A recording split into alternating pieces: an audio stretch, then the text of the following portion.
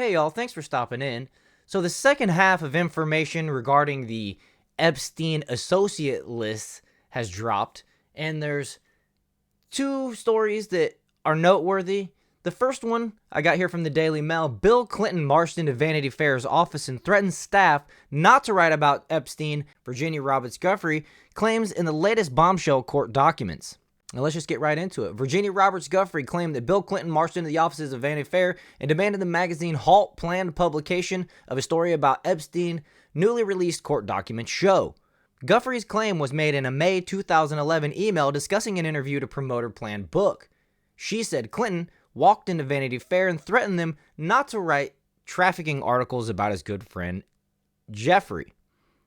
There is no evidence for her wild claim, and it seems highly unlikely that the former president would intervene in such a public way. Oh, does it? He is currently believed to be on vacation in Mexico's city of San Miguel de Allende, and just conveniently out of the country when the list is dropping. I don't know. You can read into that how you will, but it just seems a little odd, you know? Maybe it was just precautionary out of the country just in case more information about him dropped and he wasn't expecting. I don't know. Epstein himself did, however, allegedly prevent Vanity Fair from publishing reporting about journalist Vicky Ward, who had interviewed sisters Maria and Ann Farmer about their abuse by the financier. Ward said in her 2022 podcast that Epstein threatened her, telling her, "I have reports about you, your husband. I have everything under the sun that was sent to me by people who want to be helpful." Vanity Fair said the claims of abuse were not included in her 2003 published article because they were added late and did not meet legal standards. Guthrie's correspondence was published on Thursday as part of the tranche of documents from her 2015 defamation case against Ghislaine Maxwell, Epstein's right-hand woman. Maxwell is serving a 20-year prison sentence. Epstein died in jail awaiting trial in 2019. Ironically, none of their clients that they trafficked to have seen a day in court, and I'll reiterate, none of them are spending any time in jail. You know, go figure, right? Thursday's release of documents is the second tranche of files to be unsealed by the Manhattan court. On her May 11th email, Guthrie discussed whether to speak to Vanity Fair to promote her book. "I'm looking at both sides of the picture," Guthrie writes. "On the upside, it will give exposure to build up publicity for the case and the story, but like you said, it must be carefully written and not give any notions about the upcoming book or any new info. When I was doing some research into Vanity Fair yesterday, it does concern me that they would want to write about me, considering that Bill Clinton walked into Vanity Fair and threatened them not to write trafficking articles about his good friend Jeffrey Epstein." Ward insists that the then editor of Vanity Fair, Graydon Carter, removed her damning allegations about Epstein in 2003. Carter said that the reporting did not meet their legal standards, and his editors alone made the decision. The former president, now 77, has long insisted that the connections to Epstein were on a professional basis to aid in work of the Clinton Foundation. He insisted in 2019 that during his 4 trips to Epstein's private jets in 2002 and 2003, he was always accompanied by a retinue of staff and Secret Service agents. I'd like to see those Secret Service agents and the staff actually corroborate his story, right? See if what he's saying is what they saw and witnessed. But court documents from the June 2016 part of the defamation suit filed by Roberts Guthrie against Epstein's right-hand woman Maxwell paint a different picture after another document saw Epstein accuse Clinton of liking them young. Roberts, in her filing, is seeking permission from the judge to force more people to sit for a deposition to bolster her case. Oh yeah, let's go.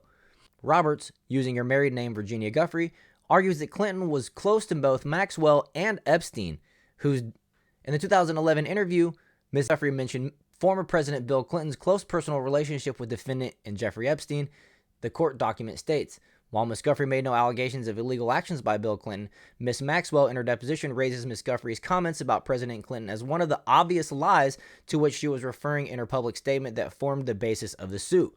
Apart from the defendant and Mr. Epstein, former President Clinton is a key person who can provide information about the close relationship with defendant and Mr. Epstein and disprove Ms. Maxwell's claims.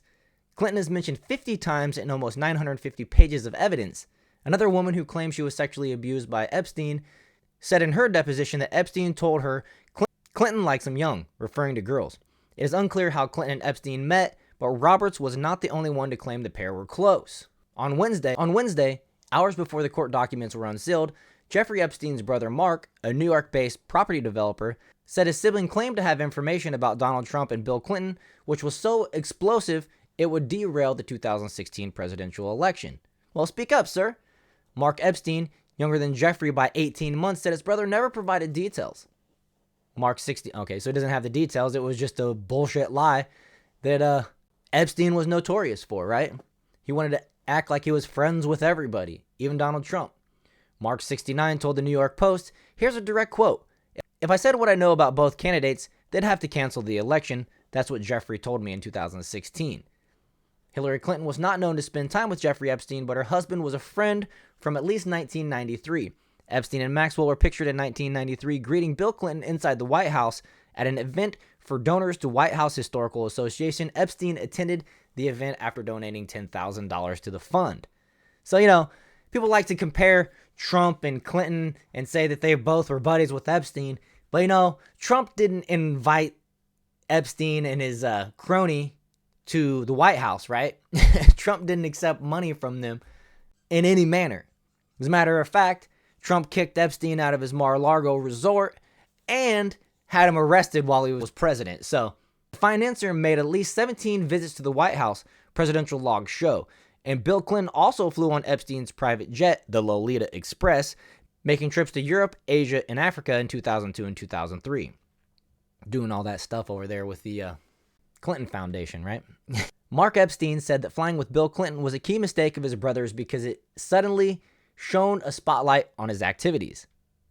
Jeff first took Clinton, and I think it was Chris Tucker and some other people, to Africa, which was a mistake my brother made by doing that, because prior to that, he was under the radar. Nobody was looking at him.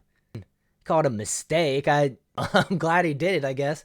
I don't know. I guess he's looking out for his brother, but I wonder what else this guy really knows, incriminating information about what Epstein was up to. I'm sure there's more than meets the eye to what this dude is saying, but, that's just alleged accusation. But when he flew Clinton there, it was like, who's this guy flying Clinton? Bill Clinton's spokesperson, Angel Urena, said in July 2019, when Jeffrey Epstein was arrested, that he knows nothing about the terrible crimes that Epstein was accused of, and that Clinton had not spoken to Epstein in more than a decade. Yeah, whatever. Who's believing that? There's no evidence that Clinton ever visited Epstein's Caribbean island, Little St. James. The first batch of documents dumped on Wednesday was 900 pages long. It includes Bill Clinton, Stephen Hawking, Michael Jackson, and others. Most of the individuals named were peripherals to Epstein's crimes and did not have knowledge of them, according to the papers. The list does not suggest that those included had any role in the crimes or trafficking ring, but served as a more detailed map of Epstein's impressive social connections. It was pretty telling, I guess you would say. Guess how you describe it, right?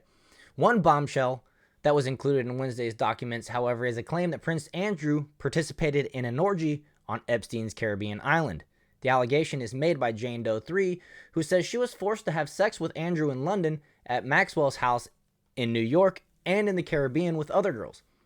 Andrew has long denied the allegations. To date, the only person prosecuted in addition to Epstein is Maxwell, who remains behind bars in New York.